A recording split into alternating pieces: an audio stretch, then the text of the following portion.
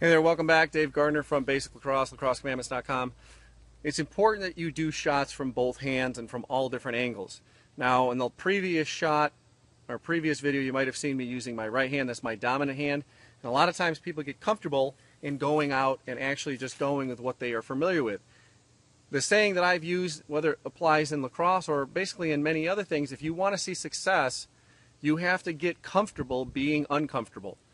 You need to be putting yourself in different positions that are awkward that will later on maybe show up in real game situations, okay, or practice situations, tournament situations, things that you can say, okay, I've been here before, I've done this, I'm going to make it look really good. So using your left hand and your opposite hand is also important as well. Again, same idea, but in this case, we have a right-handed goalie.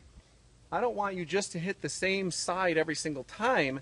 You want to focus on that. If you have a left-handed goalie, it would be the exact opposite. So if this goalie's stick was on the other side, I'd be shooting for the other corner. I'd be aiming for corners, aiming for the inside edge of that pipe. I'd be aiming for the upper shelf. I'd be aiming for all these spots down low so that we can actually get the hardest shot possible to save.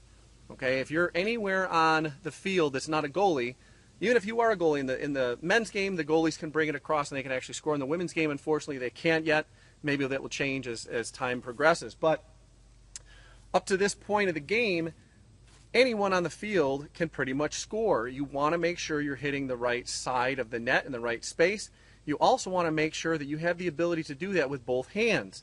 So in a previous video, I was shooting on the right side of the cage, or my right, with my right hand. Now I'm shooting on my left with the left hand. You should be able to work both ways. Okay, with my left hand, I should also be able to hit more on the left side and hit that upper shelf, maybe hit where the off-stick hip is, and hit in all different locations, go low as well. As long as you're in that region, it's going to be good. This makes it a lot better because in reality, there's less area for me to shoot at, so I can pick those tight spots a lot better.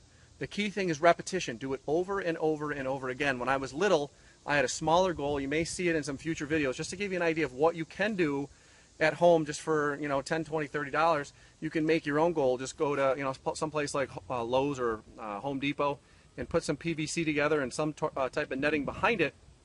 And I used to hang soda cans, and I would shoot for hours and hours and hours just with a tennis ball, just to get that repetition going on, because I didn't want to break my neighbor's fence. I didn't want to break parts of the the linoleum side, or the vinyl siding of the house.